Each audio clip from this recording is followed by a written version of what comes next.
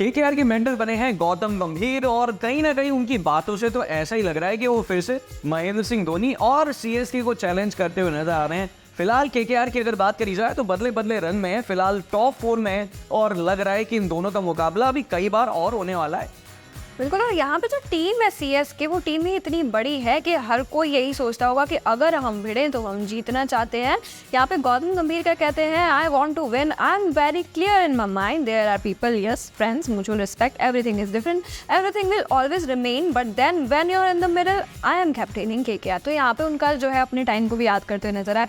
कहते हैं कि जब मैं केकेआर को केकेआर की कैप्टनसी संभाल रहा था, उस वक्त भी मैं यही सोचता था कि हाँ दोस्त है, रिस्पेक्ट है, सब कुछ है, लेकिन ये सब ऑफ फील्ड रहे तो ज़्यादा अच्छा है। जब हम खेल रहे हैं तो हम सिर्फ खेलने पे ध्यान दें।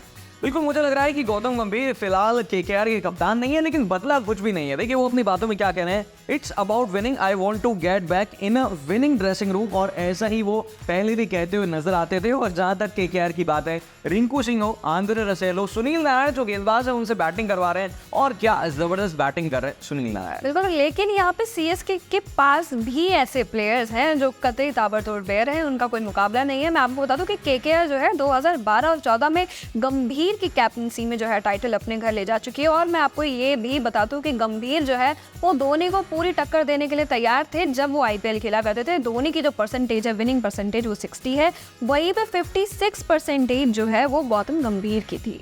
रोहित शर्मा की अगर बात करी जाए तो 55% है, और 2011 से 2017 तक जो है यहाँ पर कैप्टनसी करते हुए केकेआर की नजर आए थे गौतम गंभीर। और अगर 6-7 सालों में कैप्टनसी करने के बाद 2 टाइटल उन्होंने हासिल करे हैं, तो ये ज़रूर एक बार कहना होगा कि अगर और ज़्यादा कप्तानी करते केकेआर की तो शायद और ज़्यादा टाइटल हो सकते थे। और धोनी की अगर बात करी जाए तो तारीफ जो है वो जमकर कर रहे हैं गौतम गंभीर। बिल्कुल, उनका कहना है कि धोनी जो है बहुत ही काम पर्सनैलिटी है, अग्रेसिव बिल्कुल भी नहीं है, इसीलिए शायद मुझे लगता है कि पूरा देश उन्हें कैप्टन कूल के नाम से जानता है। और ये भी कहते हैं कि जब जब हम फील्ड में राइवलरी रहे हैं, हमारी दोस्ती पे या हमारी म्यूचुअल रिस्पेक्ट पे उसका कोई फर्क पड़ा नहीं।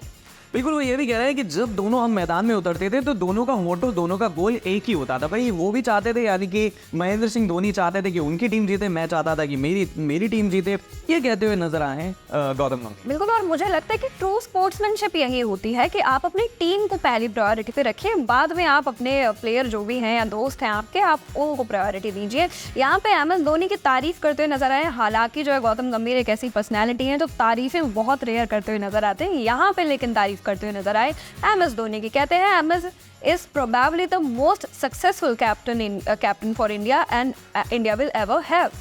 बिल्कुल, साल अगर 2007 की बात करें, T20 वर्ल्ड कप जीता, फिर उसके बाद 2011 में वर्ल्ड कप आया 50 ओवर का, वो जीता, 2013 में चैंपियंस ट्रॉफी जीती। इसके अलावा अगर 5 हम आईपीएल की बात करें, वहाँ पर ट्रॉफी है उनके पास। कैबिनेट में चैंपियंस लीग जब हुई थी वहाँ पर भी ट्रॉफी आई थी। तो मुझे तो नहीं लगता है, जिस तरीके से गौतम गंभीर कह रहे हैं कि धोनी के अलावा और कोई कप्तान आएगा, तो इंतजार हमारा हमेशा रहेगा। लेकिन गौतम मुझे लग रहा है कि इस बार बोले हैं, लेकिन 16 ने सच बोले हैं। बिल्कुल, लेकिन सबसे ज़्यादा स्मार्ट मूव जो गौतम गंभीर के यहाँ पे नज़र आती है कि आप ये देखिए कि जब वो एमएस धोनी की तारीफ करते हैं तो वो टीम इंडिया को लेके तारीफ करते हैं, ना कि आईपीएल को लेके। यहाँ पर क्यों ऐसा वो करते हैं, क्योंकि दोनों ही ओपोनेंट टीम्स में खेलते हैं, तो वो दूसरे की तारीफ कैसे कर सकते हैं, वो अपनी टीम की तारीफ करेंगे, जाहिर सी बात है।